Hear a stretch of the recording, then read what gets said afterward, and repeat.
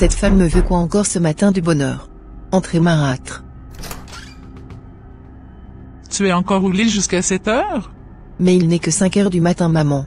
Et puis quoi? Ne t'avais-je pas dit que tu dois te réveiller très tôt chaque matin pour faire toutes les tâches ménagères avant d'aller au campus?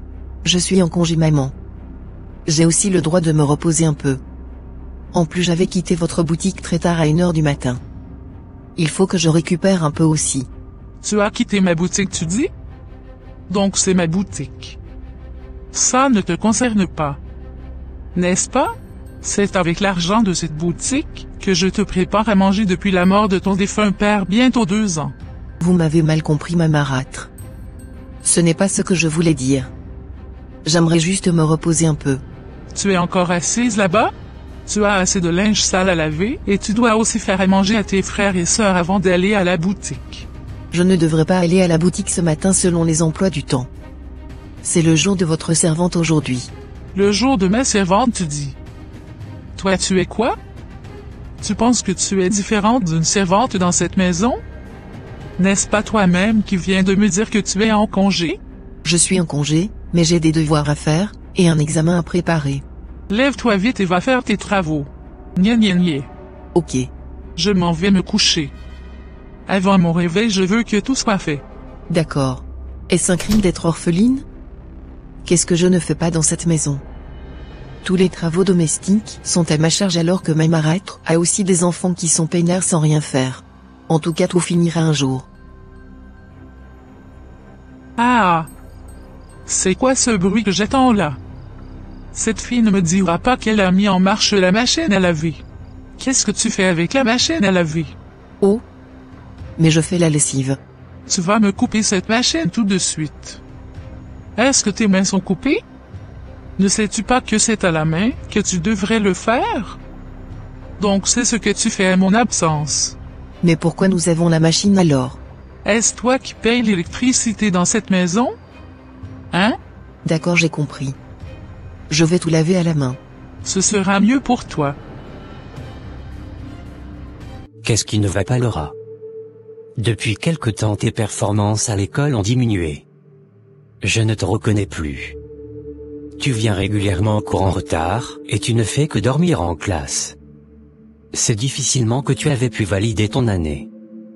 Pourquoi cette médiocrité? Roger. Comme je te l'avais dit, depuis la mort de mon père, ma marâtre a changé de visage. Elle est devenue mon pire cauchemar à la maison. Je suis maintenant comme une domestique. Je n'ai plus le temps pour moi-même. Je n'arrive plus à étudier comme avant. Et je suis souvent très fatiguée. Je me couche très tard, mais je suis toujours la seule à me réveiller avant tout le monde pour m'occuper des tâches de la maison. Si ça continue ainsi, tu risques de ne pas t'en sortir cette année. L'année de licence est plus complexe que les précédentes. Je sais, mais je n'ai pas le choix tant que je suis sous l'autorité de ma marâtre. Il faut qu'on y trouve une solution très rapidement. Je n'aimerais pas que tu échoues. D'accord. Et ton écolage? Tu l'as déjà? Non, il n'y a plus rien sur le compte épargne que papa m'eut ouvert pour mes études. Ah? Comment il n'y a plus rien sur le compte? Qu'est-ce que tu as fait de tout cet argent que ton père t'avait épargné pour tes études? Je n'ai rien fait avec Roger. Et où sont passés les sous? N'es-tu pas le responsable du compte? Malheureusement plus maintenant. Ma marâtre s'est emparée de tous les biens de mon père ainsi que mon compte. Mais pourquoi as-tu permis cela? Elle n'en avait pas le droit. Ce compte était en ton propre nom. Je suis la bénéficiaire du compte, mais le compte était au nom de mon père. Alors que tout ce qui appartenait à mon père, revenait à ma marâtre et ses enfants. Vu que c'est elle qui est légalement mariée à mon père. Mais c'est bien ta propriété ce compte. Non, la loi a tranché en faveur de ma marâtre. Oh non. S'il te plaît ma tante. Est-ce que je peux avoir accès à mon compte? J'ai besoin de payer mon écolage et aussi je n'ai plus d'argent pour mes besoins personnels et pour mon petit déjeuner. De quel compte tu parles? Je suis un gestionnaire de compte maintenant? Je parle du compte que papa m'avait légué. Tu n'as même pas honte. À ton âge, tu es encore dans la maison des gens en train de mendier. Je ne mendie pas. C'est mon droit de réclamer ce qui me revient. Et en plus ici, c'est chez mon papa. Félicitations. Tu as vraiment grandi.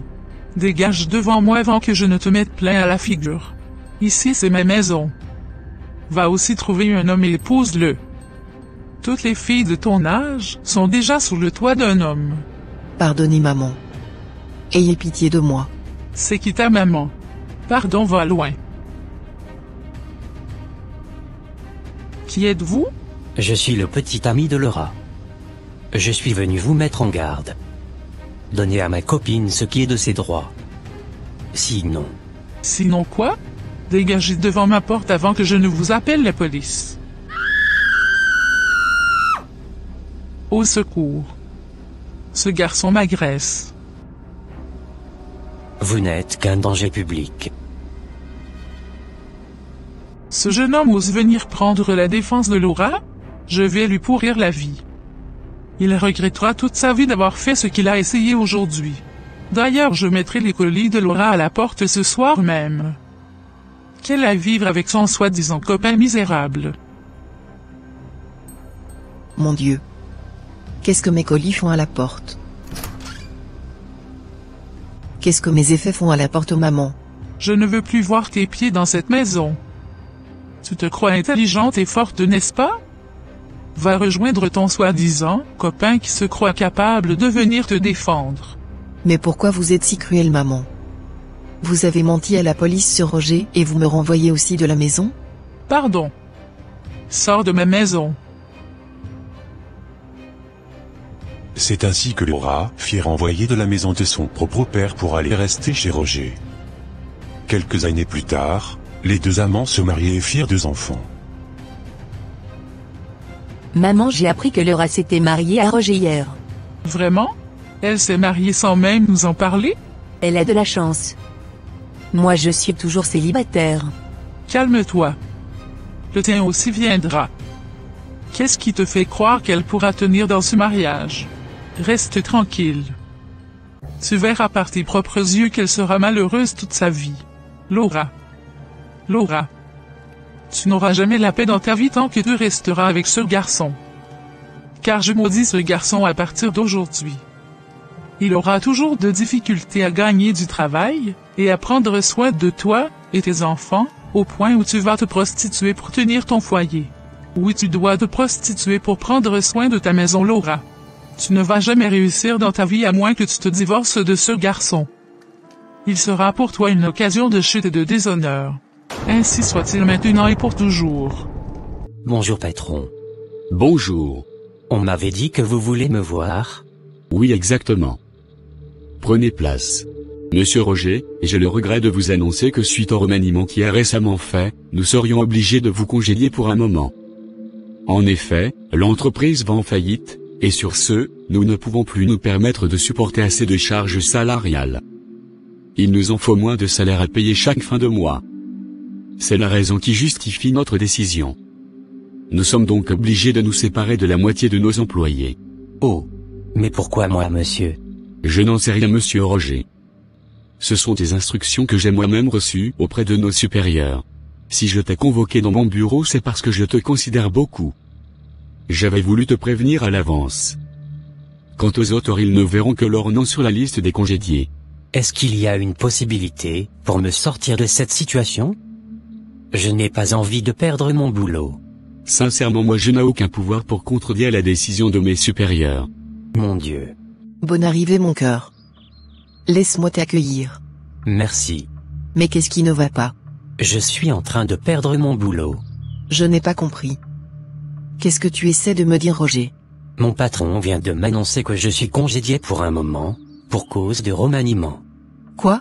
Et pourquoi c'est toi qui le pénalise? As-tu commis une erreur professionnelle? Non, d'ailleurs je ne suis pas le seul dans le cas, nous sommes nombreux dont le contrat est rompu. Mon Dieu. J'espère qu'ils vont vous rappeler après quelques jours. Je ne pense pas, chérie.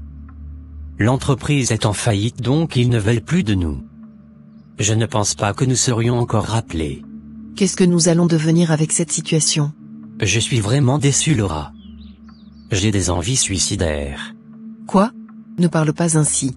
Crois-moi, ce n'est pas encore la fin du monde. Tu as perdu juste un boulot. Un de perdu, 1000 de retrouvé. On va en trouver mieux. Avec toutes les souffrances, Et tous les sacrifices que j'avais faits avant d'avoir ce poste, je ne pensais pas le perdre aussi facilement un jour.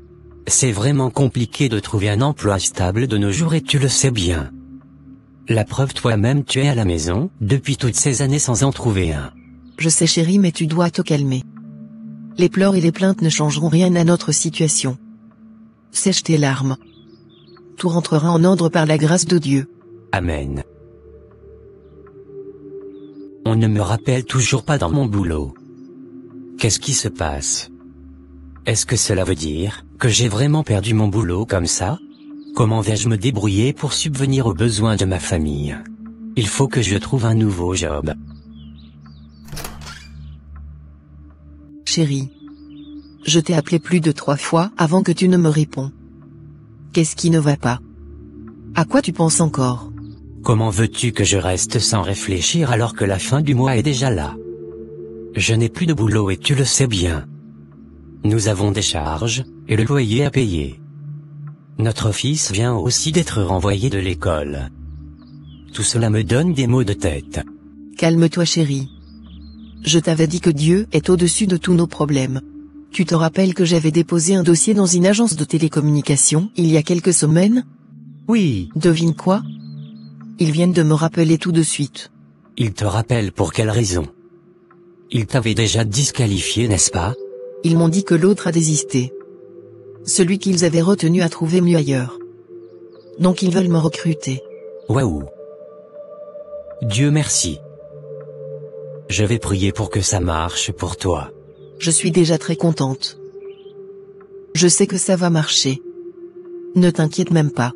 Bientôt tous nos problèmes seront résolus. Exactement chérie. Bonne chance. Merci. Bonjour monsieur. Bonjour madame. Que puis-je pour vous? J'ai été contacté de me présenter ici ce matin. Êtes-vous mademoiselle Laura? Oui, c'est moi. Mais je suis madame et non mademoiselle. Ah ok. Je vois madame. Allez à la salle numéro 4. C'est le bureau du directeur. Il a demandé que vous veniez directement le voir. D'accord. Vraiment merci beaucoup. Je vous en prie. Voici encore une proie pour le directeur. Une chose est sûre, il ne va pas la rater. Mathieu, Qu'est-ce qu'il y a encore mes alous? on dirait que notre patron a encore attrapé un gibier dans sa gibecière. Va travailler Mazalou, et laisse-moi me concentrer sur mes tâches. Ton patron ne sera pas content de te voir debout là. Quel patron? Est-ce qu'il a déjà fini avec sa proie? Qu'il soit avec une proie ou pas. C'est ton patron. Je me demande même ce que les femmes trouvent sur lui. Si tu étais une belle femme, tu allais le savoir aussi depuis. Donc tu veux me dire que je ne suis pas belle? Pose-toi même la question pourquoi tu n'es pas une cible du patron. C'est parce qu'il n'a pas le culot de m'aborder. Est-ce que les femmes qu'il sorte sont plus belles que moi? Laisse-moi en paix Mazalou. Tu es très belle. Est-ce que tu es contente maintenant? Merci. Vous avez un profil très intéressant. Je suis très intéressé par votre profil Laura. Vous commencez le travail lundi. Vraiment? Oui. Vous le méritez. Je suis très contente. Vous ne serez pas déçu de m'avoir donné cette opportunité, monsieur. Je peux vous en donner plus si vous voulez, mademoiselle Laura. C'est moi le boss ici. Je peux vous faire un ici, comme je peux également vous renvoyer du jour au lendemain. Mais ne vous inquiétez pas. Du moment où les choses se passent bien entre nous, vous serez dans la grâce. D'accord, monsieur. Je vous invite demain pour fêter votre nouveau poste. Vraiment? Bien sûr. Je vous invite à l'hôtel Casa, demain soir à 19h30. À l'hôtel vous dites? J'avais oublié de préciser. On sera dans le restaurant en bas de l'hôtel. Avez-vous eu peur? Est-ce un crime si c'était à l'hôtel que je vous invitais? Je ne pourrais pas accepter votre invitation dans un hôtel si c'était le cas. Ah, je vois. Ne vous inquiétez pas. Ce sera dans le restaurant. D'accord. Est-ce qu'il y a possibilité de revoir un peu l'heure? Je pense que 19h30 est déjà tard pour une femme au foyer que je suis. Ah. Êtes-vous sûr de vraiment vouloir de ce boulot? Je vous invite à dîner dans le cadre professionnel et vous osez me contredire? Désolé monsieur. Ne vous fâchez pas. Je voulais juste négocier, mais ne vous inquiétez pas, je serai là avec mon mari. Quoi? Je ne vous ai pas bien entendu. J'ai dit que je viendrai avec mon époux. Vu que c'est pour célébrer mon emploi, j'aimerais que mon homme soit à mes côtés. Est-ce que votre mari est aussi recruté? Vous êtes la seule invitée.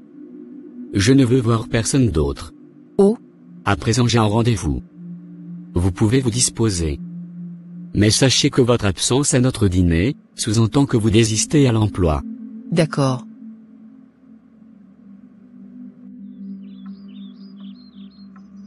Oh.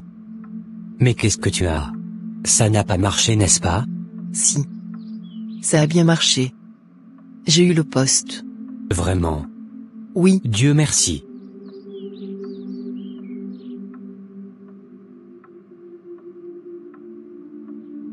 Mais pourquoi tu fais cette tête? Sois joyeuse pour cette belle nouvelle. il y a un souci chérie. Lequel? J'ai l'impression que mon patron est un coureur de jupons. Ah. Qu'est-ce qui te fait croire cela? Qu'il soit coureur de jupons ou pas, c'est toi ton boulot qui t'intéresse. Oublie sa vie privée. D'ailleurs, ça ne te concerne en rien tant qu'il n'est pas venu te faire la cour.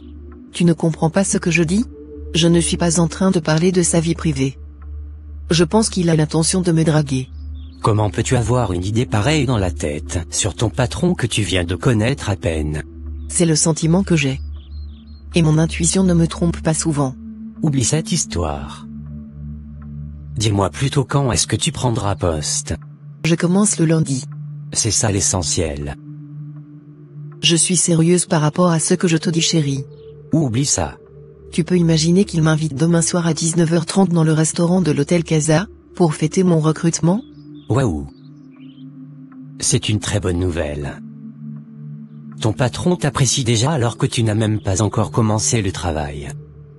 On dirait que tu auras vite une promotion. Donc tu trouves ça normal qu'il m'invite seul dans un restaurant pour un dîner? Mais où est le problème? Je ne sais même pas pourquoi vous les femmes vous avez toujours des idées bornées dans la tête. Ton patron t'invite pour un dîner professionnel, et toi tu te fais des films. C'est ça que tu appelles dîner professionnel? En tout cas moi je n'aimerais pas y aller. Tu risques de perdre ce boulot, que tu viens juste d'avoir. Je te rappelle que ce boulot est très très bien payé chérie. On n'a pas le droit de perdre cette opportunité vu nos soucis actuels. Tu dois te rendre à ce dîner demain soir comme prévu.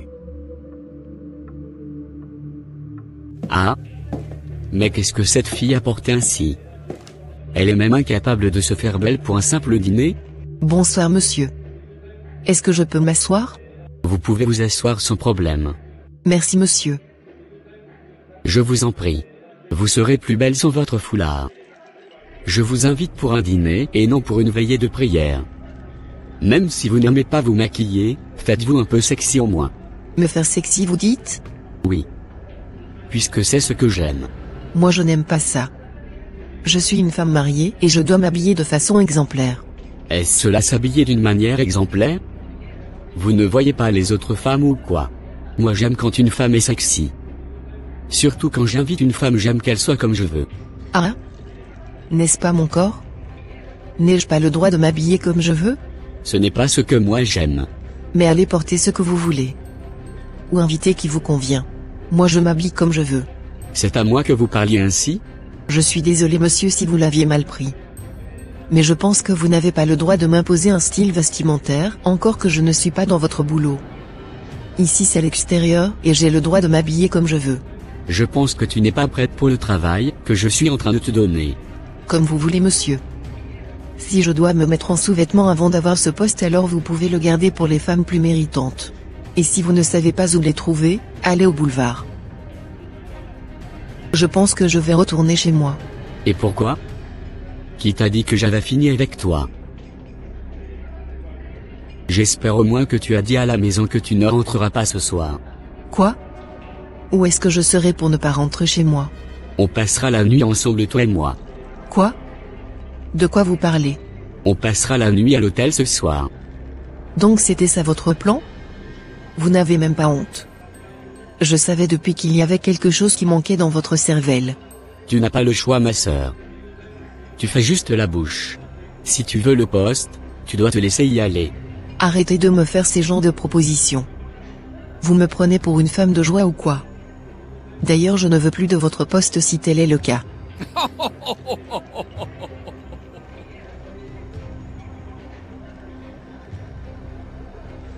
Je vous préviens que j'ai la main partout dans ce pays.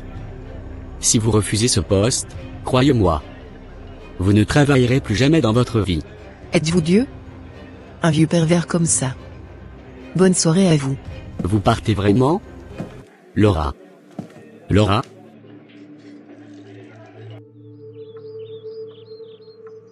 Qu'est-ce qui ne va pas? Mon patron a vraiment des pensées impures envers moi. Il voulait coucher avec moi. Quoi? Je te l'avais dit mais tu ne m'avais pas cru. Tu as peut-être raison. J'espère quand même que tu as été gentil avec lui. Il ne faudra pas qu'on perde ce travail. Être gentil avec lui en quel sens? Est-ce normal ce qu'il me demande de faire? D'ailleurs j'ai déjà désisté pour ce boulot. J'irai déposer ma démission demain matin. Quoi? S'il te plaît. Ne fais pas cela. Ce travail est notre seule alternative. Donc tu veux que j'aille coucher avec lui pour avoir le poste? Ce n'est pas vraiment ce que je dis. Mais on n'a pas le choix. Ça ne laissera pas de tache sur toi. Sacrilège. Comment peux-tu me faire une telle proposition en tant que mon époux? Tu as oublié que nous sommes des chrétiens? Là où nous sommes maintenant, on a besoin de survivre. Ça fait déjà une année que je suis à la maison sans boulot. On a plus de 8 mois d'arriérés et le propriétaire me menace de quitter la maison. Nos enfants sont à la maison depuis une semaine, parce qu'ils sont renvoyés pour l'écolage. Pour ce qui est de la nourriture à la maison, n'en parlons même plus. C'est difficilement qu'on arrive à faire un repas par jour. J'envoie mon CV partout mais je n'ai jamais de retour. Toi-même dis-moi, est-ce que tu penses qu'on pourra s'en sortir sans ce travail, que tu es prête à sacrifier? Est-ce une raison pour moi d'aller coucher avec un autre homme, alors que je suis mariée, et chrétienne? Depuis quand l'Église t'a déjà envoyé de l'eau à boire dans cette maison? Même une aide financière, ils sont incapables de nous en faire malgré toutes les demandes que nous leur avions faites. C'est moi qui suis ton mari, et je t'autorise à faire ce que tu peux faire, pour sauver cette famille de la misère. Crois-moi. Même mes ossements refuseront de poser cet acte ignoble après ma mort. Si tu veux tu peux aller le faire avec lui. Mais ce ne sera pas moi. On dirait que tu ne mesures pas les enjeux. Nous ne sommes pas les premiers hommes sur Terre à vivre des situations pénibles. Ce n'est donc pas une raison pour nous de nous plonger dans le péché. Les épreuves que nous avons, ont toutes été, ceux qui se présentent normalement aux hommes. Dieu est fidèle à ses promesses, et il ne permettra pas que nous soyons tentés au-delà de nos forces. Mais, au moment où surviendra le pire, il nous donnera la force de le supporter et, ainsi, le moyen d'en sortir. On doit être persévérant et nous battre. Au lieu de nous laisser aller vers le péché et la facilité. On va persévérer jusqu'à quand? C'est après notre mort que les choses vont changer dans notre vie. Job a dit. Dieu sait néanmoins quelle voie j'ai suivie. Quand il m'aura mis à l'épreuve, je sortirai pur comme l'or, mon pied s'est attaché à ses pas, j'ai gardé sa voie sans en dévier. Je ne laisserai pas tomber la volonté de Dieu, pour obéir à tes désirs. Je sais que ces épreuves que nous traversons ne sont que passagères, car je sais que la détresse produit la persévérance la victoire dans l'épreuve, et la victoire dans l'épreuve l'espérance.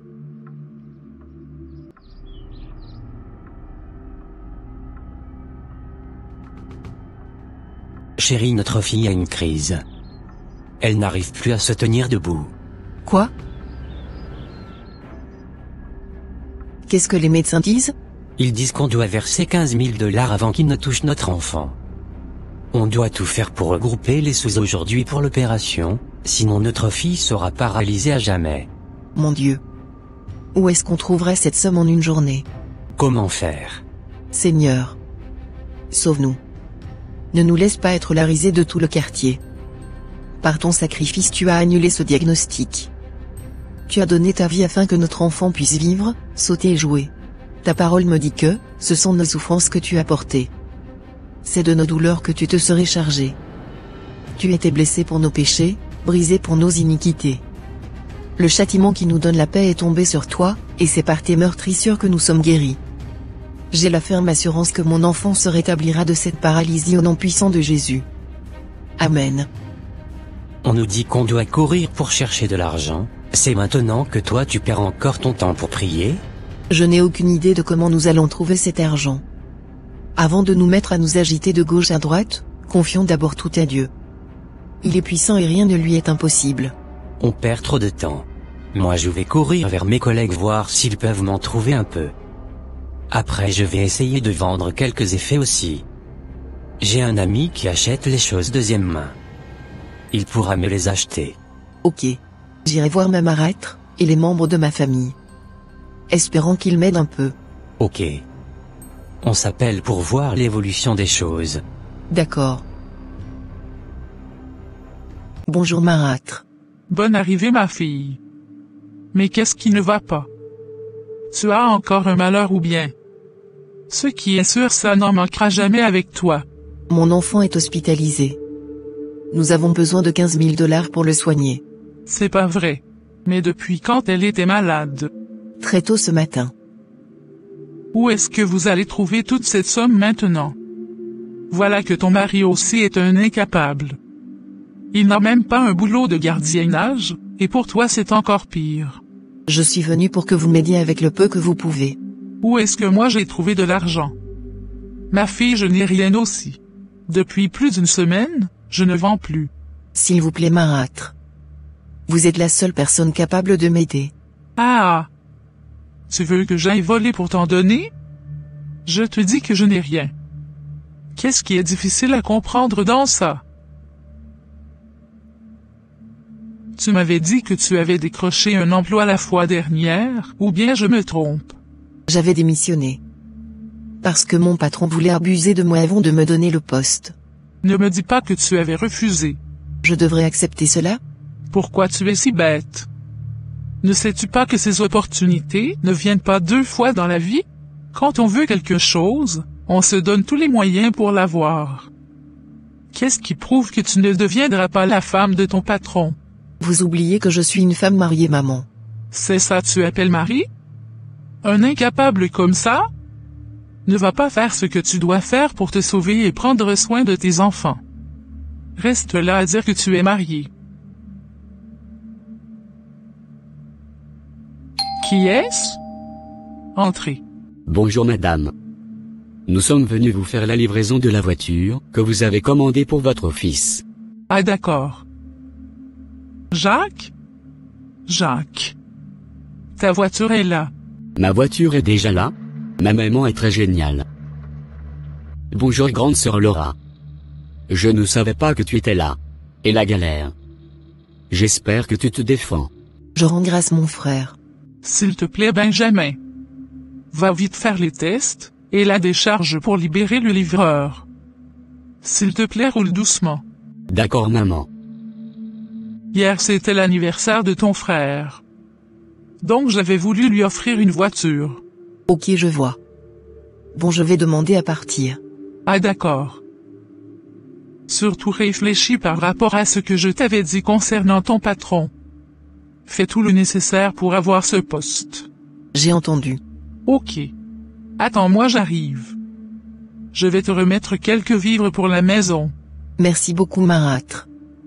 Ne vous gênez pas. Nous n'avons pas faim. Ah d'accord. L'homme est cruel. Cette dame a hérité tous les biens de mon père après sa mort sans même penser à moi. Mais aujourd'hui elle se comporte comme si j'étais une étrangère pour elle. J'irai aussi voir les autres membres de ma famille. On ne sait jamais. Quelqu'un peut m'aider parmi eux. Que me vaut ton rendez-vous Roger?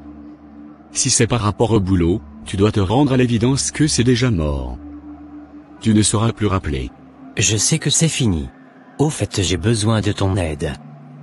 Mon enfant est hospitalisé et j'ai besoin d'argent pour son opération. J'en ai trouvé où mon frère. Toi-même tu sais que nos salaires sont juste ce qu'il faut pour couvrir notre mois. Là où je suis même j'ai déjà bouffé la moitié de mon salaire du mois suivant sans même l'avoir encore à ma possession. Je n'ai rien. Ok.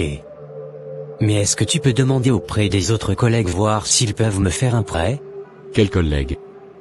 Ils gagnent tous la moitié de mon salaire. Si moi je couvre difficilement mon mois, penses-tu qu'ils seront épargnés eux aussi? Ils n'ont rien.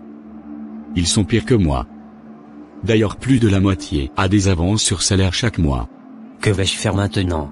Mais pourquoi tu n'avais plus cherché un autre boulot pendant tout ce temps? Mon frère. Depuis que mon travail est gâté avec vous, c'est comme si toutes les portes du travail me sont fermées. Comment est-ce possible? Même si c'est du gardiennage tu devrais en trouver normalement. Mon frère. Même pour faire des déchargements des camions, j'ai postulé, ils ne m'ont jamais pris. Chaque jour que Dieu fait, je postule à un poste, mais je n'avais jamais été contacté même pour une présélection avant d'être recalé par la suite. Mais c'est très bizarre si ce que tu dis est vrai. Car tu es très compétent pour chômer.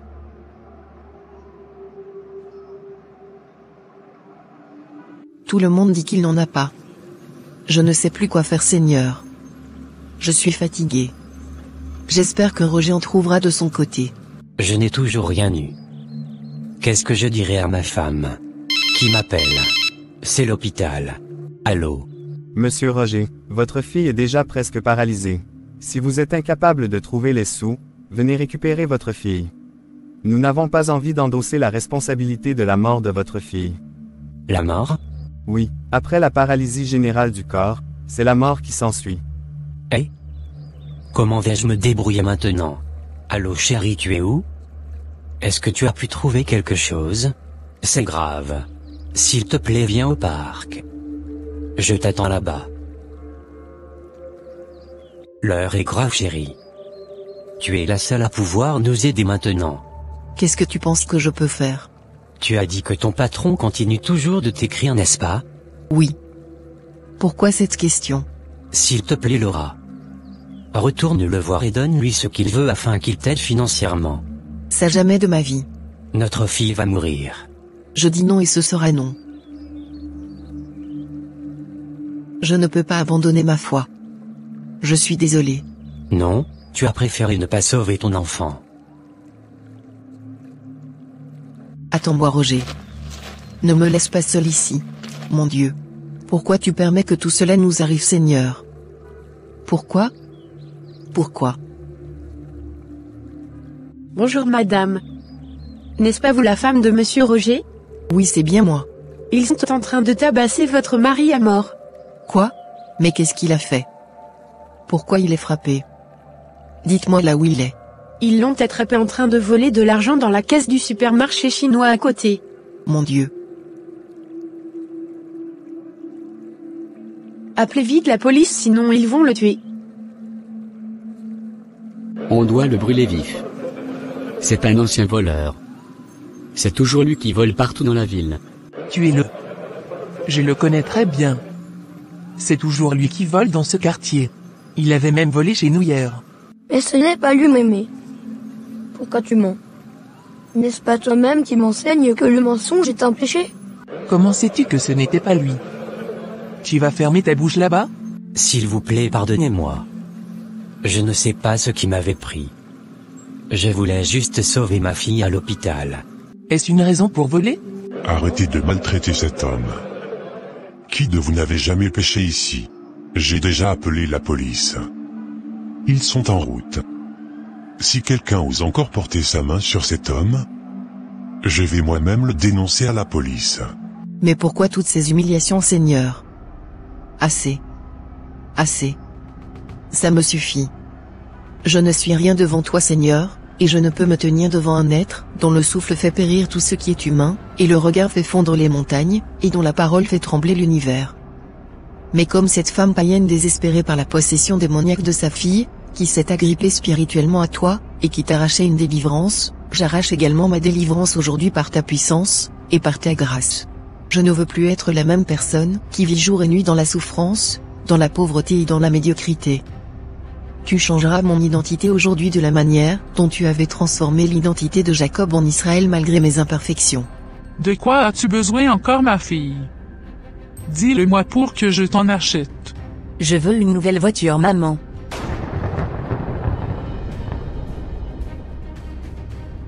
Mais qu'est-ce qui t'arrive, maman? Notre maison prend feu. Quoi? Ce n'est pas possible. Tu étais paralysé. Non, je ne le suis plus maintenant. Je peux bouger tous mes membres, docteur. Je suis guéri. Monsieur, vous êtes libre, vous pouvez rentrer chez vous parce que d'après nos enquêtes, vous n'avez rien d'un voleur. Merci, policier. Mais ne refaites plus jamais cette erreur. Vous devez toujours avoir le contrôle face aux situations difficiles de la vie. Merci beaucoup. Calme-toi, Roger. C'est déjà le passé. Il faut qu'on aille à l'hôpital tout de suite. Le pire est arrivé, n'est-ce pas? Non, chérie. Notre fille est miraculeusement guérie selon ce que le médecin vient de m'annoncer. Quoi? Dieu est souverain. Rendons grâce à lui car il est bon. C'est quoi ce lot de messages que j'ai? Votre candidature a été acceptée. Passez pour les entretiens. Quoi? Mais j'avais postulé à ce poste depuis des mois. Encore de nouveaux messages. Nous sommes intéressés par votre profil, Monsieur Roger, vous pouvez passer pour votre entretien demain. De toutes les façons, vous êtes déjà notre favori pour ce poste. Qu'est-ce qui se passe? Moi qui avais galéré pour trouver, ne serait-ce qu'un petit job de quartier, me voici dans l'embarras devant plus de 10 opportunités d'embauche. Je viens de recevoir plusieurs avis positifs sur la plupart de mes candidatures. J'ai aussi la même chose, chérie. Je bénirai le Seigneur en tout temps car son amour est si fort et son nom est si grand. Je suis désolé, chérie. J'ai failli être un objet de chute spirituelle pour toi. J'ai honte pour toutes ces choses que je t'avais forcé à faire. Je suis vraiment désolé. Ce n'est pas par notre force, ni par notre puissance ou par nos sagesses humaines, mais par ta grâce. Merci Seigneur d'avoir couronné ces épreuves par une grande victoire. Ainsi s'achève cette animation. Les chômeurs professionnels du quartier, et la risée de tout le monde se retrouvent dans l'embarras de choix devant les opportunités d'embauche.